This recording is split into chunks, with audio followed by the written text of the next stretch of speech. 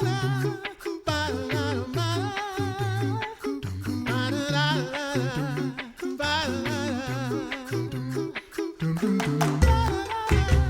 listening to The Coffee Hour. I'm Andy Bates. I'm Sarah Gulseth. More Christmas events right around the corner to share with you today. Thanks to Concordia University, Wisconsin for supporting The Coffee Hour. Find out more about Concordia University, Wisconsin at cuw.edu. Live uncommon. We are headed to Concordia, Missouri today, Saint Paul Lutheran High School. A fantastic event right around the corner. Joining us today, Dr. Jerrode Marsh, Director of Music for Saint Paul Lutheran High School in Concordia, Missouri. Dr. Marsh, welcome back to The Coffee Hour. Thank you for inviting me.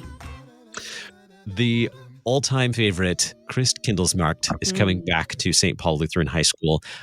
For our listeners not familiar with this tradition, what is a Christkindlesmarkt? Well, there's a lot of ways of saying it. We actually call ours the Christkindlesmarkt, which is just a different grammar form of the same word. And it's basically a German Christmas market that is named after the Christ child. That's where we get the Christkind. And it features some very unique things about Christmas that you don't get at maybe regular Christmas craft fairs or things like that in America. So Concordia's got a lot of German heritage and traditions. And so when I first came, this kind of grew out of a little private party in my home that I had when I wanted to celebrate a few things that were all German from having lived there for so long. And then that kind of expanded into, let's do this for the whole town. And so we decided at our school we would host it. And so we have traditional foods, we have traditional booths that sell handmade artisan things. This is not any kind of market where you would find somebody selling direct sales or anything like that. Everything is very unique, and many things are either handmade or they are from places that are kind of German. We do have a booth that orders some German items that are very popular, like German hats and German Christmas ornaments and things like that. But yeah, the food, the entertainment, the Glühwein, the drinks and things like that, that's all modeled after the traditional German Christmas market. I love that the thought was, I do this in my home. Hey, now let's do it for the entire town. That feels like a little bit of a jump. Well, my kids and I, when we first came, we're like, there's no Christmas market. So what are we going to do? And we thought, well, let's just have a Christmas party and we'll make all the traditional foods. So we started, making the roasted nuts and the Kartoffelpuffer and those things. And we invited a few friends and we just wanted to share what our German experience was. And especially for my kids, because that's the only life they'd ever known.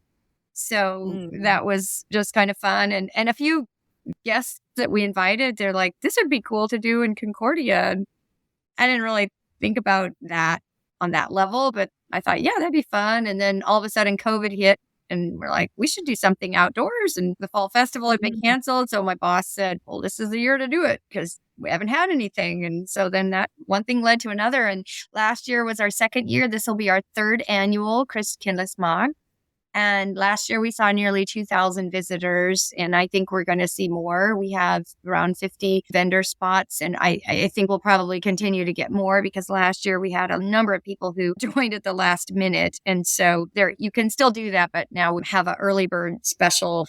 So if you register by the 31st of October, it gives us better planning ability as well. And so there's a little bit of a discount to rent a booth. So yeah, but we're really excited. Last year, we added a horse and carriage that would drive around the quad with bells and lights and things like that. And that was really fun. We're moving the stage now to the front of our main administrative building so that we've got better access for all the sound. And we've got live entertainment, choir groups, brass groups, dance group, things like that are, part of that tradition where there's always live music going on. And of course, the Glühwein garden, we call it a Glühwein garden because it's enclosed because it's alcohol, but that's the hot mulled wine is a big part of the event as well. And then there's lights everywhere and you can buy fresh food. This year we have a group from Warrensburg, which is about 25 minutes from Concordia, and it's a artisan bakery. They're really excited to be selling their authentic German Stollen, which is a particular kind of cake that was originated in Dresden.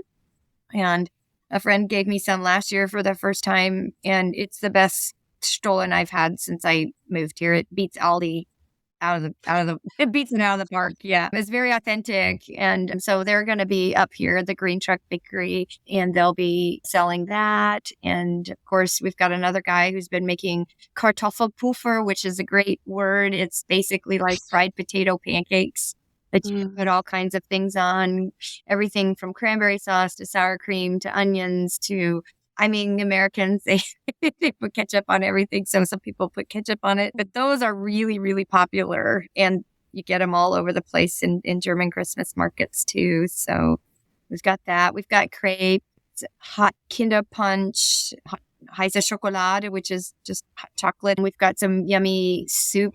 That's a really popular thing as well. I don't even know exactly what all the vendors are selling, but lots of yummy hot food. And a lot of the Christmas market atmosphere is also about the smells of freshly made foods that you eat while you stroll and look at vendors. We've got a guy coming up from Southern Missouri who makes handmade toys that are wooden toys. And I'm really excited. Just based on the pictures, I'm really excited about that too. Yeah, so all kinds of wonderful things. Yeah.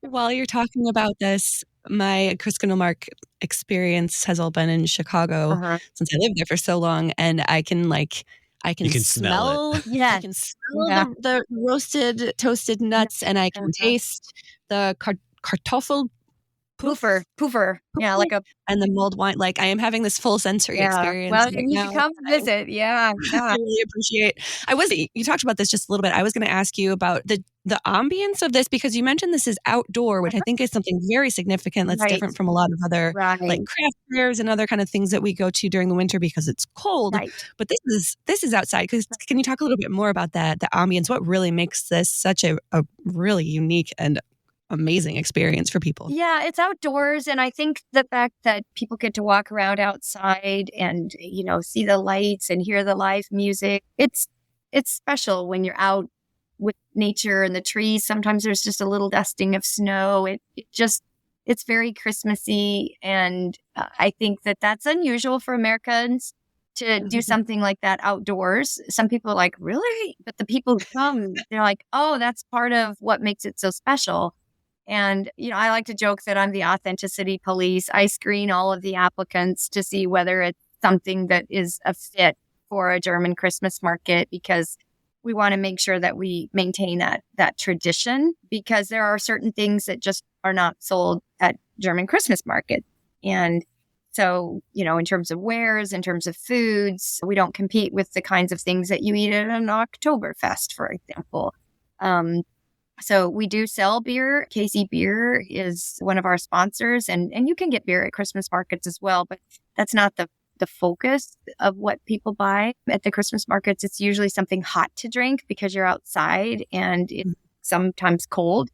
And so that, you get to hold the mug with the hot mulled wine or the hot cider or whatever it is that you're drinking. And that just adds to the atmosphere. People stand around a little table and then talk and share. And then, maybe they'll go buy some warm mittens or a scarf or something, depending on what the vendors have. Something else that we have that's very traditional, that's modeled after the Nuremberg Christmas market, which is, of course, the oldest and also the biggest in Germany, is the Christkind.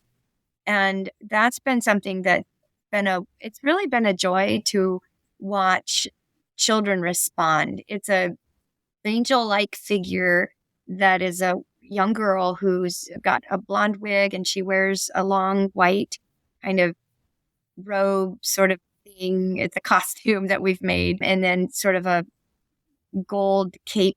And it's something that Martin Luther started to bring people's focus back to the fact that the Christkind, the Christ child, is the main focus of Christmas. And we do have an appearance by St. Nicholas, because that's German as well. But we don't have Santa Claus on campus for this event. We have the Christ child, and she gives out small gifts to the children. And she goes into the schools beforehand and talks about, bringing cheer to the children and bringing joy. And I don't know if she'll be able to make it into the nursing home this year. That all kind of changed with COVID. So we've never been able to do that because we started during COVID. But that's traditionally what the Christ child does, brings joy, brings cheer, spreads that warmth and love, and the real meaning of Christmas, which is the joy that Christ brings in when he's come to us in flesh, right? So that's a wonderful thing. She just strolls about the market, and she officially opens the market at the opening ceremony on Friday night as well. So tell us the details that we need to know in order to attend the market this year. So we are Friday and Saturday, December 9th and 10th, and we open at 4 o'clock on Friday and go till 8 p.m. The Glühweingarten is open usually a little bit later. People want to kind of stay around, but the vendors usually close up at about 8 on Friday. The opening ceremony is at 6 p.m., and that's a big processional with trumpets and brass and the Christkind and the mayor and, officials in the city.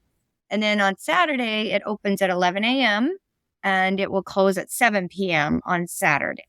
And again, the Glühweingarten will be open a little bit later if people want to stay around and chat, but most of the vendors then will, and it's free. It's open, right? There's no admission charge. You find parking and you come in, and a lot of these kinds of events do have a cover charge. We don't do that. We really do this just as a gift to the community. It's not really a St. Paul Lutheran High School thing. We host it. We host it on our campus because that's a safe place for children to come and families to come. We don't have to close down streets and things like that, but it's really a community thing. And we have vendors from all over. So it's really great. Yeah. December 9th and 10th, taking place at St. Paul Lutheran High School in Concordia, Missouri. For our listeners not familiar with the location, can you give us some direction? Absolutely. We are about halfway in between Columbia and Kansas City, right off of the I-70. So we are a really easy location to find. So if you're coming from either of those places, I think it's mile marker 58. But anyway, it's about an hour east of Kansas City, about an hour west of Columbia. We're right there, and you exit and you're pretty nearly at St. Paul Lutheran High School there, and there's parking lots. You can park on the street. There's big sign that will welcome you, that shows you, where we're located. And you can't miss it because there's lights everywhere. That's part of the tradition of the Christkindlesmarkt. So very good. How can we find more information if we'd like to plan to attend? Yeah, you can visit our school website, www.splhs.org/event, and you can get information there. And there's also a Facebook page that is called Saint Paul Christkindlesmarkt. And if you look that up, you should be able to find information as well. Even if you're not on Facebook, you can access that page because it gives you more details as well. And you can kind of let people know if you're planning on coming. It also is helpful for us because it gives us kind of a heads up on, oh, wow, with parking and food, and we can kind of tell our vendors, be prepared, because sometimes the first year people ran out of stuff. They didn't expect so many people. So I think our vendors are a bit more prepared to make sure that they don't run out of things. So, yeah, that's pretty much the information, and it's always a highlight. I'm excited about that it's growing and that people enjoy it so much. So very good. December 9th and 10th at St. Paul Lutheran High School in Concordia, Missouri. Our guest today, Dr. Jerrode Marsh, Director of Music for St. Paul Lutheran High School in Concordia, Missouri. Thanks so much for joining us on the Coffee Hour. You're very welcome. Pleasure always. You've been listening to the Coffee Hour. I'm Andy Bates. I'm Sarah Gulseth.